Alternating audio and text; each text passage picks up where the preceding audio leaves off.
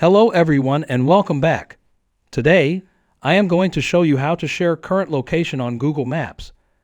So, let's get started. First, open the Google Maps app on your mobile device.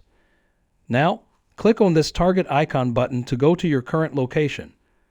When the blue dot appears on your screen, that's your current location. Now, to share it, click on your profile icon in the top right corner. Within these options, you'll find Location Sharing. Click on it. Now, click on Share Location.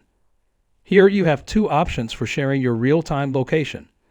The first option is to share your location for a specific time duration, like 1 hour. You can increase or decrease this time by clicking on the plus or minus icon. The second option is to share your location until you turn it off. Now you have multiple options for sharing your location. Let's say we want to share our location using WhatsApp.